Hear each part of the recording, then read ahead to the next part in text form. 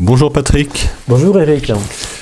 Alors petite question aujourd'hui, c'est est-ce qu'il y a un lien entre l'âme et la santé ? Oui, il y a un lien étroit. Quoi qu'on puisse ne pas le subodorer, il y a un lien étroit puisque, je vais le dire tout de go, l'âme est la forme substantielle du corps. On peut encore dire, c'est pas de moi, c'est Aristote, on peut encore dire, l'âme est l'acte du corps. L'âme, c'est l'acte du corps. Alors, il faudrait peut-être donner des exemples ou expliquer un petit peu mieux, puisque je pense que on n'a pas que des philosophes dans l'auditoire, et moi le premier, donc... En fait, ça repose sur une chose très simple. Quand on parle de corps, on voit bien que le corps change tout au long de notre vie. Je m'amuse, je l'avais déjà dit je crois, à regarder dans les shorts sur YouTube des visages des personnes, des stars, antes y después, enfin avant et après, on les voit jeunes, âge jeune homme, jeune femme, et on les voit à 60, 80 ans, etc. Et on voit que le visage, la morphologie du visage, la forme du visage a changé. C'est tout à fait étonnant, et bien souvent, elle ne vient pas belle.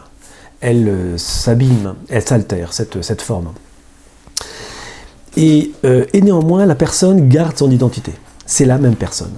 Elle garde son prénom, elle garde son nom, et personne ne va revendiquer, ne peut, on ne savait même pas l'idée, que d'imaginer qu'on puisse changer de nom, changer d'identité, parce que la forme du visage a changé. Alors qu'est-ce qui fait, malgré la transformation de notre morphologie, qu'est-ce qui fait le maintien de notre identité ? C'est une vraie question. Notre ADN. Alors oui, c'est ce qu'on a cru longtemps, effectivement. Puis aussi notre mémoire, nos habitudes. Oui, alors la mémoire, elle peut changer. On sait depuis maintenant au XXIe siècle que l'ADN change, évolue. Il y a des gènes qui s'éteignent au cours de la vie, il y en a d'autres qui s'allument au cours de la vie.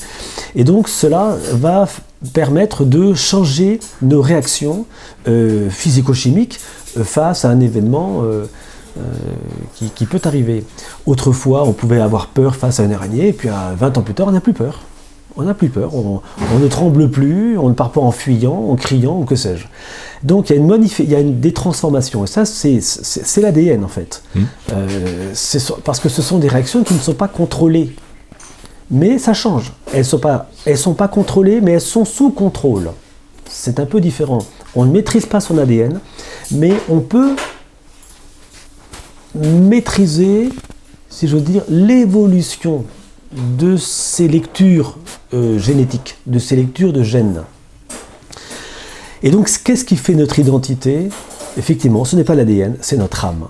C'est ce qu'on appelle l'antéléchie, c'est-à-dire cet acte qui fait que nous sommes ce que nous sommes, un être humain. D'accord, alors du coup je me rappelle plus la question de départ. On avait l'âme. Ah oui, tu voulais nous parler de l'âme, le lien entre l'âme et la santé. Voilà, ça me revient. Donc l'âme ne change pas. Enfin, du coup elle change ou elle change pas l'âme ? L'âme en tant qu'âme ne change pas.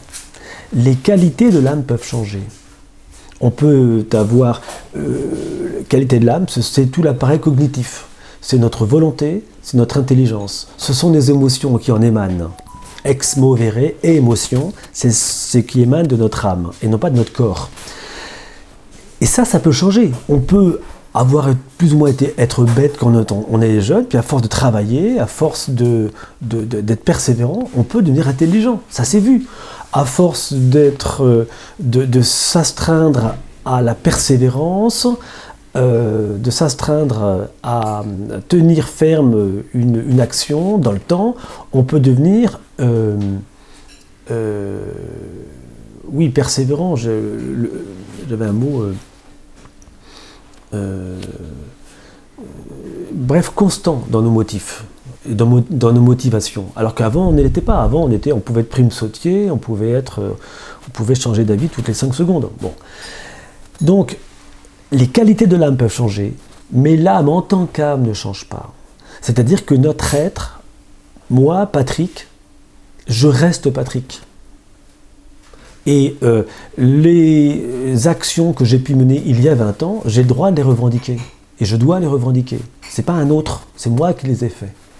Même si j'ai changé dans mes qualités humaines. Oui, mais j'aurais envie de dire, sans considérer l'âme, on peut dire que la santé, c'est ma santé.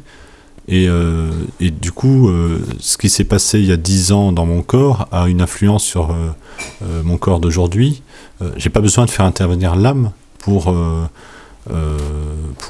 étudier, pour modéliser la santé. Justement, en fait, on s'en rend pas compte. Mais quand on dit mon âme, quand on dit je suis en bonne santé, on ne dit pas, il ne nous vient pas du tout à l'esprit de dire mon corps est en bonne santé. Mon estomac est malade. Mon cœur est abîmé par une bradycardie. Non. C'est je suis malade. J'ai un problème cardiaque. J'ai un problème rénal ou une insuffisance rénale. C'est moi. Et ce moi, c'est mon âme. Ce moi, c'est ce qui fait le principe même de ce que je suis, c'est-à-dire cet acte, et qui fait mon corps, qui façonne mon corps. C'est moi. Très bien. Est-ce qu'il y a des choses que tu voudrais rajouter par rapport à... En lien avec la précédente vidéo, c'est de dire que il faut que je m'intéresse, avant que de m'intéresser à mon corps, il faut que je m'intéresse à mon âme, ce qu'on y trouve comme qualité, à savoir notamment l'appareil cognitif, l'intelligence et la volonté, qui sous un certain rapport fait partie de l'intérêt cognitif, parce que c'est la volonté qui va demander à l'intelligence d'aller ouvrir des ouvrages, c'est la volonté qui va demander à l'intelligence d'aller poser des questions à tel ou tel scientifique, à tel ou tel sachant, pour pouvoir m'enrichir et pouvoir agir correctement. J'agis pas comme ça, la fleur au fusil, et puis sans avoir une idée préconçue, parce qu'on m'en a parlé, parce qu'on m'a mis en prudence, on m'a mis en garde, et on m'a donné des conseils. Bon. Donc, se connaître soi-même, c'est savoir comment on réfléchit et comment améliorer notre réflexion, comment on agit et comment améliorer nos actions. Ça, c'est très important. Et les choix de vie que je vais faire au quotidien doivent être en vue de ma santé.